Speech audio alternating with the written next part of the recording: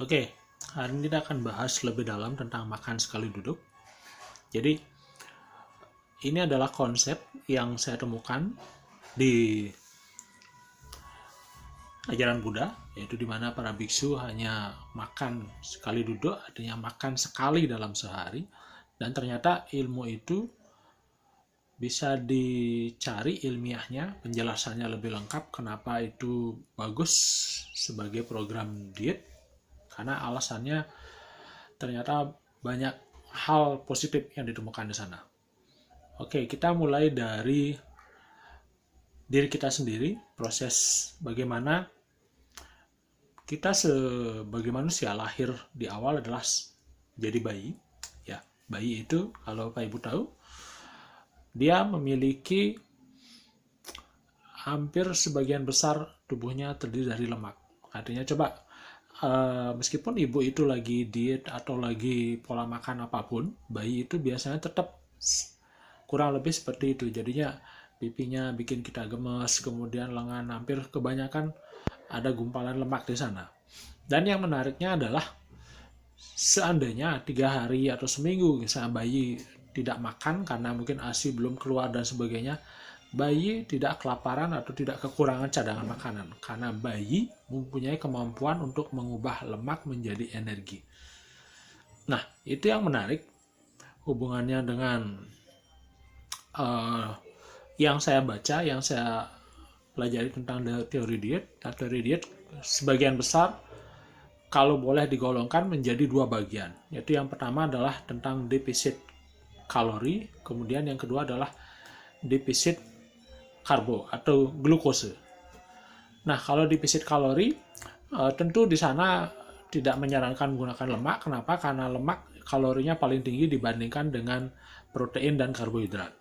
Jadi lemak itu sekitar 9 kalori, kemudian protein selanjutnya yang paling rendah tentu juga karbohidrat. Makanya kenapa lemak tidak dianjurkan di sana. Jadi sekali lagi, kita harus memiliki pemahaman yang dalam dulu bahwa tidak ada yang jahat atau baik di sini.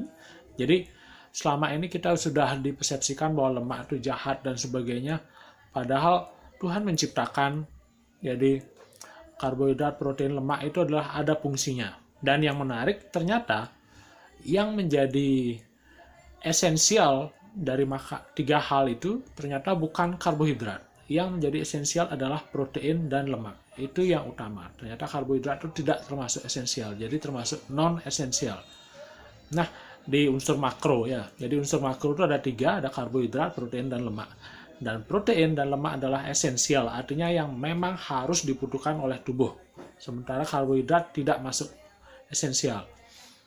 Nah, alasannya kenapa? Silakan cari Google tentang ketofastosis, di sana banyak sekali dibahas. Tapi poinnya di sini adalah tentang makan sekali duduk. Itu saya coba terapkan, itu kurang lebih 2 minggu terjadi penurunan yang lumayan untuk berat badan saya, dan itu juga diikuti dengan pikiran yang lebih nyaman, lebih tenang. Ternyata ada hubungannya antara fisik dan juga batin. Jadi kedua-duanya kita dapatin manfaatnya.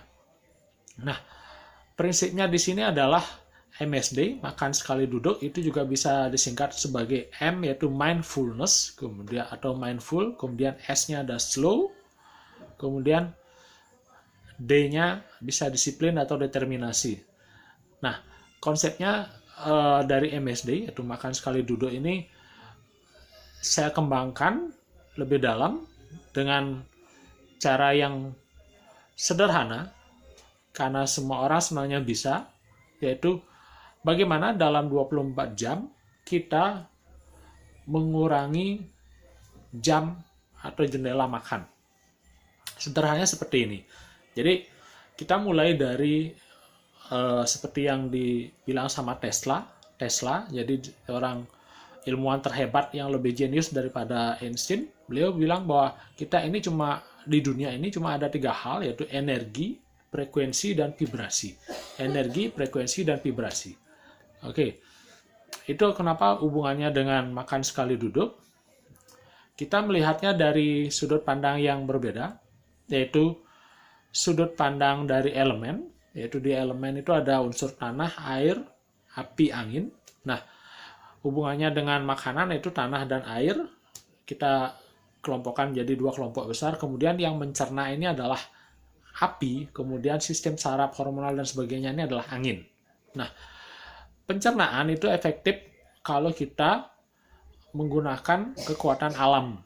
Ya, kekuatan alam yang ada di unsur apinya yaitu matahari. Jadi matahari itu kalau kita gunakan sebagai pembantu, istilahnya sebagai bantuan yang luar biasa untuk mencerna, yaitu kita sebenarnya kalau bisa efektifnya antara jam 9 sampai jam 12 siang. 9 pagi sampai jam 12 siang. Itu adalah waktu yang efektif untuk mencerna. Kenapa? Karena kita bekerja sama dengan alam. Jadi api yang ada di dalam pencernaan akan hasilnya jauh lebih bagus kalau kita bekerja sama dengan alam, yaitu dengan api yang ada di semesta ini, yaitu matahari. Itu terus hubungannya dengan untuk menurunkan atau mengecilkan perut atau yang bermasalah dengan perut buncit, ternyata dengan mengurangi jarak atau jendela makan kita, itu tujuannya adalah, jadi kalau tadi antara jam 9 sampai jam 12 itu kurang lebih 3 sampai 4 jam, atau mungkin jam 9 sampai jam 1 siang. Artinya dalam 24 jam, dengan hanya menggunakan 4 jam waktu kita untuk makan, istilahnya untuk mencerna, sehingga kita punya waktu 20 jam untuk pencernaan itu bisa istirahat. Sebenarnya tidak betul-betul istirahat, tapi kurang lebih gambarannya seperti itu. Kenapa? Karena kita sebenarnya paling banyak menghabiskan energi di dua hal, yaitu di pikiran dan pencernaan. Nah, kenapa dua hal ini sangat banyak menghabiskan energi? Kita kembali lagi ke masa kecil kita, yaitu bayi. Jadi kita sebagai makhluk ciptaan Tuhan, yaitu sebagai mamalia adalah kita termasuk digolongkan paling tanda petik gemuk. Kenapa? Kalau mamalia yang lain begitu lahir, misalnya sapi, kambing, bahkan juga binatang tikus dan sebagainya, itu begitu lahir langsung sudah mulai kurang lebih berapa jam sudah bisa berdiri. Jadi adaptasinya di sana adalah adaptasi untuk ototnya, bagaimana ototnya bisa bekerja maksimal sehingga begitu baru sapi, kerbau, apapun itu yang mamalia itu baru lahir sudah bisa berjalan. Untuk adaptasinya adalah menghindari serangan musuh. Nah, kalau manusia itu unik. Kenapa? Karena memerlukan waktu sampai 9 bulan untuk bisa berdiri. Dan itu juga manusia, bayi baru lahir memiliki cadangan lemak yang lumayan banyak. Kenapa? Karena tujuannya adalah untuk memberikan nutrisi kepada otak. Jadi kita memiliki conscious atau kesadaran yang otak yang berbeda dengan mamalia yang lain, termasuk juga mamalia yang dekat dengan kita, misalnya dengan gorila dan sebagainya, tidak sebanyak kita memerlukan energi untuk mencerna. Jadi otak itu dibutuhkan sekali sebagai pertahanan diri kita, makanya dia memerlukan nutrisi yang kurang lebih sampai 9 bulan untuk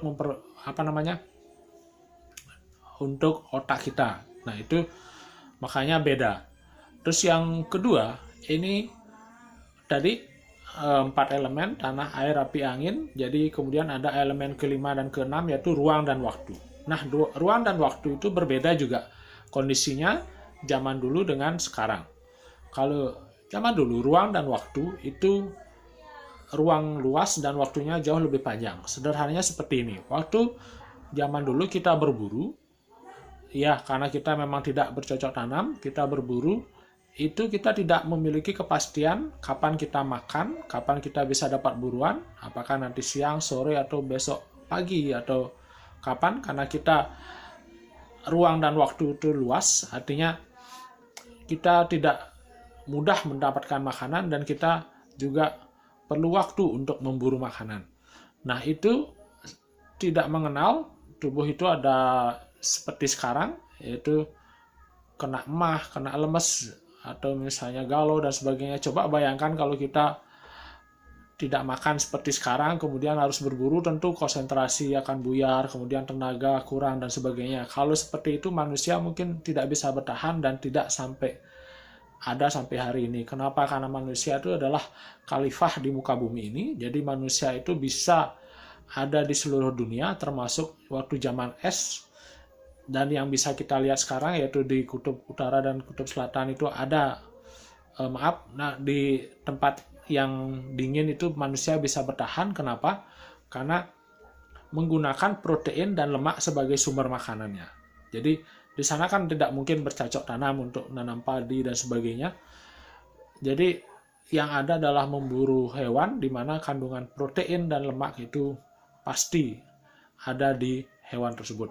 Nah, itu yang membuat manusia bertahan. Kemudian dengan saat sekarang di mana jarak dan waktu itu semakin kecil, semakin sempit. Gampangnya adalah seperti sekarang kita lapar, kita bisa makan, pesan makanan lewat HP, makanan datang sendiri, atau di depan kita di meja itu selalu ada snack dan sebagainya. Jadi sangat mudah kita makan, sangat mudah kita mengkonsumsi, sehingga jarak dan waktu itu semakin pendek. Itu hubungannya, kenapa kita harus perlu memahami ini, karena itu jelas-jelas hubungannya dengan kondisi yang balik tadi, bahwa kita menggunakan protein dan lemak sebagai cadangan energi, tapi yang sekarang kita gunakan adalah karbohidrat atau gula sebagai cadangan energi. Jadi selama menggunakan gula, yaitu di mana tubuh akan melihat apapun yang kita makan dari karbohidrat itu, entah nasi, tepung, gorengan, kemudian gluten, pokoknya berupa karbohidrat, tubuh tidak melihat itu bentuknya, tubuh tidak melihat itu warna dan sebagainya. Pokoknya kalau sudah masuk pencernaan akan ada 3, apakah ini protein, apa ini lemak, atau ini karbohidrat. Begitu karbohidrat masuk di dalam tubuh, tentu untuk mengolah menjadi glukosa memerlukan namanya hormon insulin. Nah, hormon insulin itu terletak di beta pankreas. Jadi ini ada kayak 2 keping mata uang yang berbeda. Jadi di beta pankreas menghasilkan insulin, kalau alfa pankreas menghasilkan glukagon. Nah, kalau insulin itu fungsinya adalah membentuk lemak, maksudnya membentuk lemak ini glukosa yang berlebih di dalam tubuh dijadikan lemak sebagai cadangan.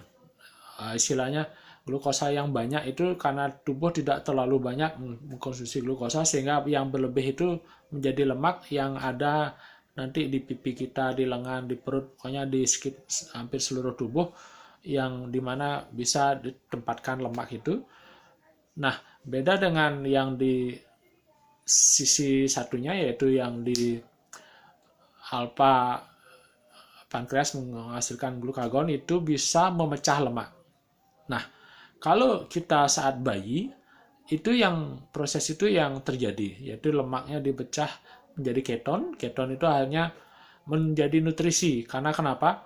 Karena lemak itu juga masih ada kandungan gulanya. Protein juga ada, mungkin tidak banyak. Yang misalnya kalau lemak itu 10%, kemudian protein 46%, tapi karbohidrat itu sudah 100% gula. 100% gula. Jadi karena protein sama lemak itu bisa menjadi gula, sehingga kalau kita tidak mengkonsumsi karbohidrat, tubuh masih bisa menggunakan protein dan lemak sebagai glukosa, yaitu makanan di mana ada 2 organ, yaitu sel darah merah dan juga otak yang memang menggunakan glukosa. Artinya kalau otak sama sel darah merah tidak bisa menggunakan lemak sebagai makanannya, tanda petiknya, jadi harus menggunakan glukosa. Nah, karena kita sudah terbiasa menggunakan glukosa dan otak selalu merespon kalau misalnya kurang, akan menggunakan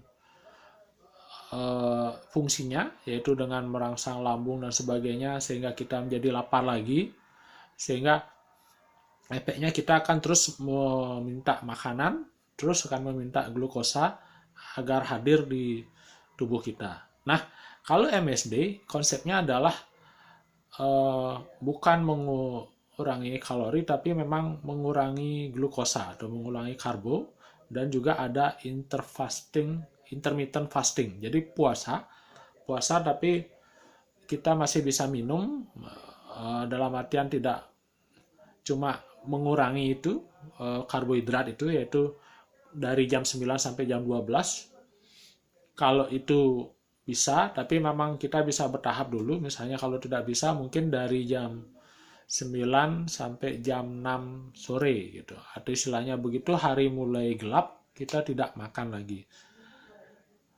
Nah, itu ternyata jauh lebih efektif hasilnya dibandingkan yang pernah saya coba dengan untuk defisit kalori. Misalnya kurangi makan, kemudian olahraga, itu sangat melelahkan dan juga capek. Kenapa? Karena kita sudah biasa makan nasi, terus dikurangi, tubuh merasa kurang, sehingga akhirnya lemes, kemudian juga galau dan sebagainya itu muncul. Tapi kalau kita menggunakan lemak atau protein yang kalorinya jauh lebih tinggi, kalau kita konsumsi itu cadangan energi kita selain jauh lebih banyak juga kenyangnya lebih lama. Dan yang menarik adalah begitu kita tidak menggunakan glukosa, artinya sudah minim glukosa, sehingga fungsi insulin mulai menurun sampai kadar gula darah kita sampai 80 dan sebagainya. Tapi jelas tidak akan sampai nol. Kenapa? Karena kita tahu bahwa protein dan lemak itu ada glukosanya. Jadi tidak akan sampai habis, tidak mungkin sampai nol. Nah, begitu nanti fungsi insulin menurun, nah sisi sebelahnya itu glukagon itu yang fungsinya memecah lemak itu aktif. Nah, itu yang terpenting. Kalau itu aktif, dia akan mampu memecah lemak menjadi keton, yaitu yang dibantu dengan di liver atau di hati. Dengan keton inilah itu memberikan nutrisi yang bisa diserap oleh otak.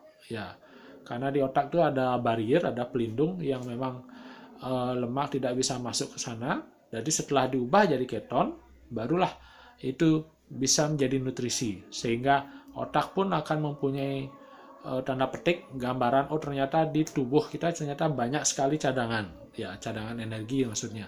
Jadi lemak di dalam tubuh itu ternyata banyak sekali. Jadi begitu tidak mengkonsumsi glukosa, makanya lemak itu akan diubah menjadi energi dengan bantuan liver itu sebagai keton.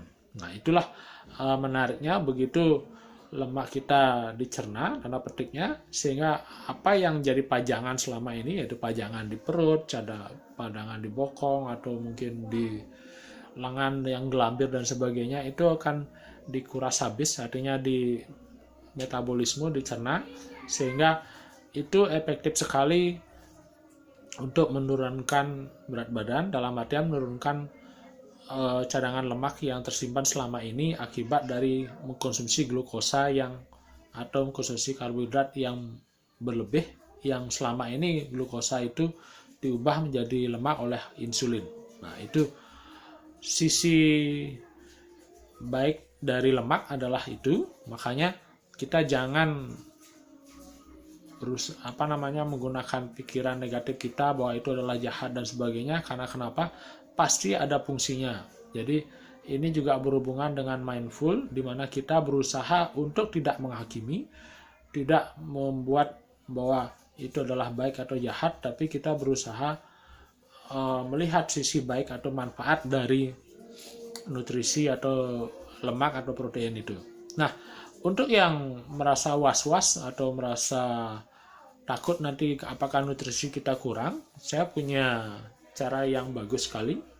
Nanti akan saya jelaskan di video yang kedua. Bagaimana dengan teknologi namanya transdermal, yaitu kita akan punya kemampuan untuk pertama mengurangi jam makan, karena kita tidak terlalu banyak makan, karena nutrisinya itu bisa diserap lewat kulit. Nah, transdermal ini adalah teknologi yang sangat efektif sekali, di mana nutrisi kita bisa hampir 80% diserap lewat kulit, dan itu tidak banyak tersisa, sehingga tidak banyak tumpukan atau sampah yang ada di dalam tubuh. Nah, itu produknya namanya Slim Style. Slim Style ini adalah transdermal dari Eropa, di mana kandungannya sangat banyak sekali. Salah satunya adalah guarana. Guarana ini adalah tanaman hutan hujan di Amazon. Jadi ini sangat bagus sekali untuk menurunkan berat badan. Dan itu juga ada Garnesia Cambogia. Garnesia Cambogia ini oleh Dr. Oz sangat direkomendasikan sekali karena fiber dan juga bantu membersihkan pencernaan. Kemudian Ada jahe. Jahe sudah terbukti efektif sekali untuk memperbaiki sistem pencernaan. Kemudian juga ada teh hijau. Teh hijau yang sudah banyak sekali direkomendasikan oleh para ahli menurunkan berat badan bahwa teh hijau ini memang bagus sekali sebagai alat untuk menurunkan, dalam tanda petik sebagai alat untuk menurunkan berat badan. Kemudian kita juga memerlukan multivitamin yang berasal dari ganggang laut yang namanya spirulina. Spirulina ini bagus sekali. Kenapa? Karena para astronot, kosmonot menggunakan spirulina saat ke ruang angkasa. Kenapa? Tidak mungkin kalau di ruang angkasa itu kan gravitasinya nol. Jadi kalau kita makan banyak itu makannya akan banyak ngapung. Kemudian juga apalagi kalau nanti pup atau BAB di sana nanti kotorannya banyak napung. Jadi kalau misalnya kita dengan pil spirulina aja tidak perlu banyak-banyak konsumsi, kemudian juga keluarnya juga tidak banyak. Nah, apalagi dengan teknologi transdermal cuma ditempel, jadi tidak ada sisa, jadi diserap 80% lebih di tubuh kita. Kemudian juga ada palmitofil tripeptida. Nah, ini bagus juga untuk yang mengalami masalah dengan penuaan. Jadi ini termasuk untuk awet muda, jadi memperbaiki fungsi kulit. Dan juga ada tambahannya yang terakhir yaitu L-carnitin. Jadi L-carnitin ini adalah asam amino yang diproduksi secara alami oleh tubuh. Jadi ini juga menjadi energi dalam proses oksidasi minyak. Jadi itu kandungan dari Slim Style. Nah, seperti apa produknya? Saya akan berikan lebih lanjut lagi penjelasannya. Caranya sederhana sekali, tinggal ditempel di kulit, kemudian itu efektif 16-20 jam. Jadi itu akan intermittent, istilahnya akan memberikan nutrisi terus-menerus, perlahan tapi pasti, dan itu jauh lebih efektif dibandingkan kita makan yang banyak sekali, kemudian juga tidak diserap secara maksimal. Lebih baik sedikit-sedikit tapi nutrisinya diserap secara maksimal. Itu adalah produk kami. Yang berminat silahkan hubungi kami, nanti akan saya jelaskan secara lebih spesifik dan lebih mendalam. Oke, terima kasih. Salam sehat, kaya, bahagia.